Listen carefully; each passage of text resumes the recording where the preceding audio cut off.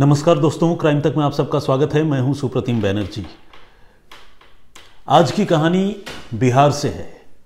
Bihar police ने तकरीबन 1 साल से भी ज़्यादा का वक्त गुजरने के बाद एक लड़की के ब्लाइंड मर्डर का खुलासा किया है।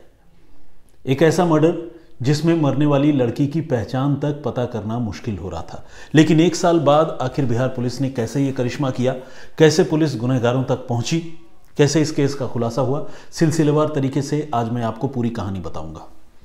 हुआ यूं कि बिहार के गोपालगंज इलाके में एक रेलवे स्टेशन है मांझागढ़। इस मांझागढ़ रेलवे स्टेशन के पास 22 फरवरी 2022 यानी 22 फरवरी 2022 को एक लड़की की लाश एक पेड़ के किनारे पड़ी हुई मिलती है, पेड़ के नीचे पड़ी हुई मिलती है। जब लोगों की नज़र इस लाश पर जाती है तो लोग पुलिस को फ़ोन करते हैं। पुलिस मौका वारदात पर पहुंचती है और डेड बॉडी को रिकवर करती है। लाश को देखकर ये साफ होता है कि उस लड़की की हत्या गला घोंट कर की गई है, लेकिन कंफर्मेशन के लिए पुलिस डेड बॉडी को रिकवर करके पोस्टमार्टम के लिए भिजवा देती है और इसी के साथ पुलिस उस लड़की की पहचान पता करने की कोशिशों में जुट जाती है। चूँकि मामला गोपालगंज का था तो गोपालगंज के जितने पुलिस स्टेशन हैं उन पुलिस स्टेशनों में किसी उस उम्र के लड़की की गुमशुदगी की रिपोर्ट दर्ज हुई है या नहीं, पुलिस ये पता करने की कोशिश करती है। और साथ ही आसपास के ज़िलों में भी पुलिस ऐसी किसी लड़की की गुमशुदगी के बारे में पता करने का प्रयास करती है, लेकिन तमाम कोशिशों के बावजूद पुलिस को ऐसा कोई नहीं मिलता जो इस लड़की की डेड बॉडी को क्लेम करे और ये कहे कि हाँ, ये लाश जो है उनके परिवार की लड़की की है या बेटी की है। तो कुल मिलाकर ये मामला जो है एक तरह से ब्लाइंड मर्डर का केस बनकर रह जाता है और इसकी जो इन्वेस्टिगेशन की जो फाइल है उस फाइल पर लगातार धूल की परत मोटी होती रहती है, यानी इस मामले की जांच आगे नहीं बढ़ती। तकरीबन साल भर का वक्त गुजर जाता है और बिहार पुलिस एक बार फिर से इस मामले को सॉल्व करने की कोशिश में लगती है।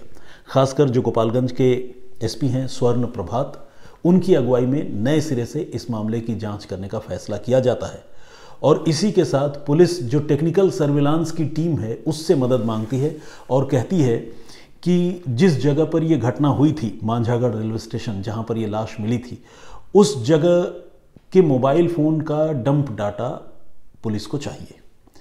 अब टेक्निकल सर्विलांस की जो टीम होती है वो मोबाइल कंपनीज से बातचीत करती है, सर्विस प्रोवाइडर्स से बातचीत करती है और एक एक्सटेंसिव एक्सरसाइज के बाद, यानी एक कहते हैं ना गहन छानबीन और लंबी जांच के बाद आखिरकार डंप डाटा पुलिस के पास उपलब्ध हो जाता है।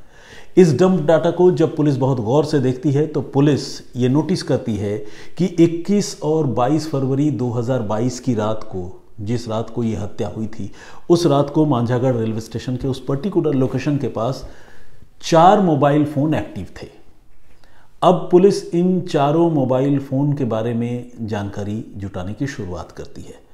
पुलिस ये देखती है कि ये चारों मोबाइल फ़ोन उस जगह पर एक्टिव तो थे, लेकिन इनमें से एक मोबाइल फ़ोन जो है बाद में स्विच ऑफ हो गया।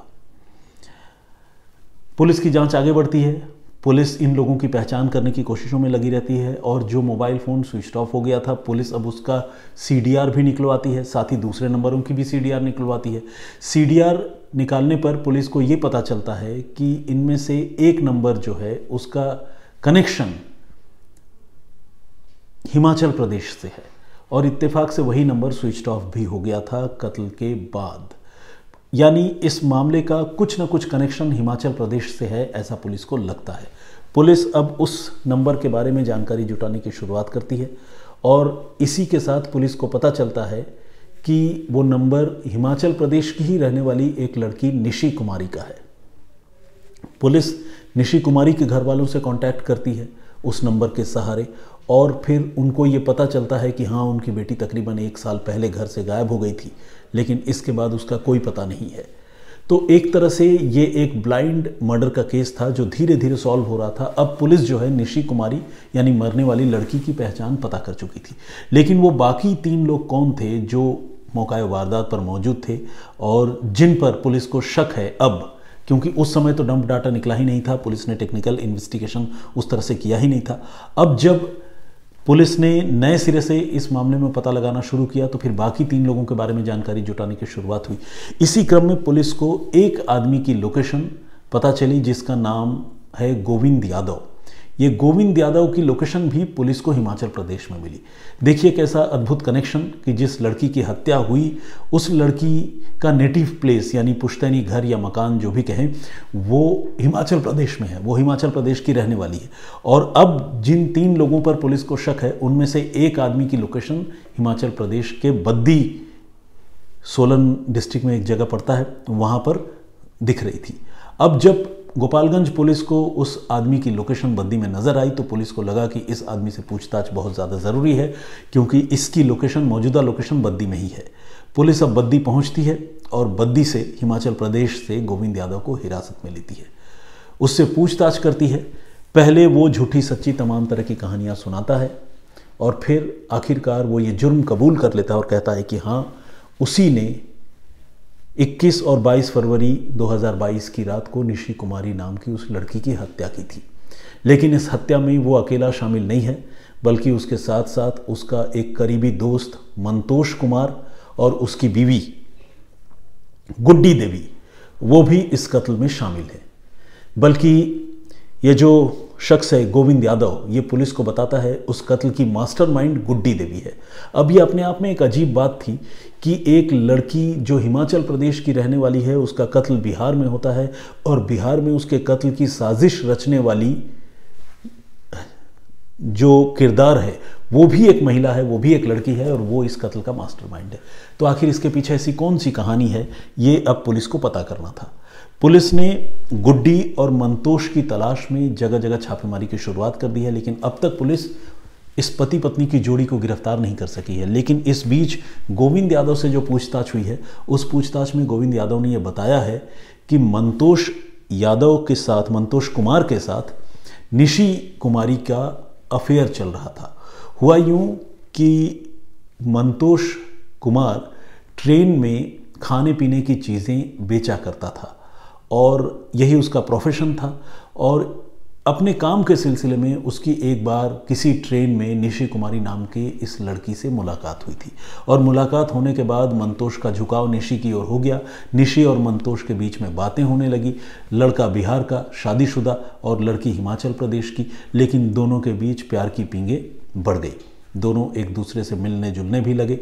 और इसके बारे में जब गुड्डी देवी, मंतोष की बीवी, को पता चला तो फिर मंतोष की बीवी ने उस लड़की को, निशी कुमारी को, रास्ते से हटाने की खौफनाक साजिश रची।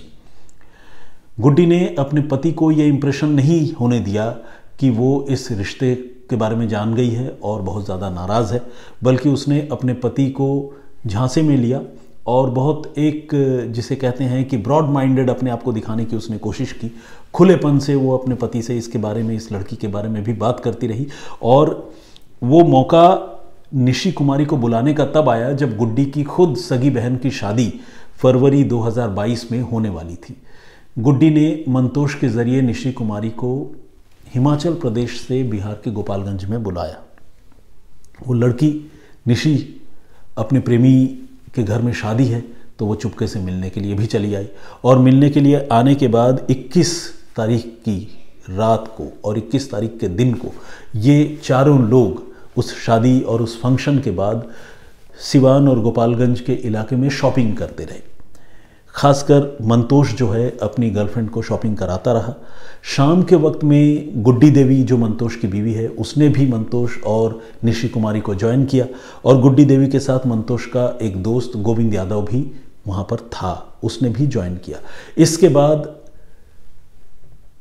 जब अंधेरा हुआ, जब थोड़ी खामोशी छाई, जब उस इलाके में सन्नाटा छाया, तो वो जो पर्टिकुलर लोकेशन है जिसका मैं जिक्र कर रहा हूँ, मांझागढ़ रेलवे स्टेशन, वहाँ पर गोविंद यादव ने मंतोष के सामने गुड्डी देवी के कहने पर इस लड़की की, निशी कुमारी की हत्या कर दी। और चूंकि मंतोष के पास कोई विकल्प नहीं था तो मंतोष ने भी इस कत्ल में गोविंद का और अपनी बीवी गुड्डी का साथ दिया। इस तरह से 3 लोगों ने मिलकर एक लड़की जो एक शादीशुदा आदमी के साथ अफेयर में थी उसको एलिमिनेट कर दिया और उसकी हत्या कर दी। और कत्ल का ये मामला तकरीबन 1 साल से भी ज़्यादा वक्त तक बिल्कुल अनसुलझा रहा। लेकिन जब गोपालगंज पुलिस ने इस मामले में टेक्निकल सर्विलांस के ज़रिए, टेक्निकल इन्वेस्टिगेशन के ज़रिए मामले को सुलझाने की नए सिरे से कोशिश की, तब जाकर इस मामले का खुलासा हो गया। और अब पुलिस ने जो मेन किलर है, जिसे ये हेंचमैन भी कहते हैं इंग्लिश में, गोविंद यादव, उसे पुलिस ने गिरफ्तार करने में कामयाबी हासिल कर ली है। गुड्डी देवी और मंतोष कुमार जब मैं ये खबर रिकॉर्ड कर रहा हूँ तब तक फरार हैं और ये उम्मीद की जा सकती है कि आने वाले कुछ दिनों में ये दोनों भी गिरफ्तार कर लिए जाएंगे। तो खैर, एक बहुत दुखद कहानी थी, देर से ही सही, लेकिन इस ब्लाइंड मर्डर का पुलिस ने खुलासा कर दिया है। और जिस तरह के सबूत पुलिस के पास हैं, मुझे लगता है कि इस मामले में गुनहगारों को अदालत से सज़ा भी मिल जाएगी। तो यही जो है सबसे बड़ा इंसाफ जो है वो निशी कुमारी के लिए होगा और उनके घर वालों के लिए होगा। तो फिलहाल इतना ही, लेकिन इस सिलसिले को ख़त्म करने से पहले जो कहानी मैंने आप लोगों को कल सुनाई थी, जिसमें मैंने आप लोगों को बताया था कि किस तरह से एक लेफ्टिनेंट कर्नल ने एक बार डांसर का कत्ल किया और उसके पीछे की क्या कॉन्स्पिरेसी रही, कैसे पुलिस ने कपड़ों के सहारे उस कत्ल के मामले को सुलझाया। अगर आप ये जानना और समझना चाहते हैं तो क्राइम तक के ही जो स्टोरीज़ की प्लेलिस्ट है उसमें जाकर सुप्रतिम से सुनिए का एक कैटेगरी बना हुआ है, उसमें आप मेरी इस स्टोरी को सुन सकते हैं। आप सबसे गुजारिश है कि अगर आप लोगों ने स्टोरी नहीं सुनी है तो प्लीज़ सुनिए। कुछ लोगों ने जो कमेंट किया है, आइए कमेंट पढ़ते हैं। मामूनी बोरगोहां का कमेंट मुझे सबसे पहले दिख रहा है। वो लिख रही हैं, it's very shocking that a person from armed forces who serves the nation has committed this heinous crime. बिल्कुल, देखिए, अच्छे बुरे लोग हर जगह होते हैं। आर्म फोर्सेस में काम करने वाले सारे लोग अच्छे होंगे ऐसा तो हो नहीं सकता, सारे बुरे होंगे। किसी भी प्रोफेशन में या किसी भी जात धर्म में ऐसा भी नहीं हो सकता। तो कुल मिलाकर मेरा ये पॉइंट ऑफ व्यू है कि अच्छे बुरे लोग हर जगह होते हैं और हमें उन लोगों की पहचान करने की हमेशा कोशिश करनी चाहिए। ओल्ड इज़ गोल्ड के नाम से एक आईडी है, उत्तराखंड पुलिस की सूझबूझ के लिए उन्होंने बधाई और शुभकामनाएं दी हैं। मीता भट्टाचार्य जी मेरे होम टाउन से हैं, मेरी गार्जियन हैं। ये लिखती हैं कि first let me congratulate for your flawless narration. Thank you very much, बहुत धन्यवाद। मुझे समझ में नहीं आता कि दबाव या ब्लैकमेल को रिपोर्ट नहीं कर लोग कत्ल क्यों करते हैं।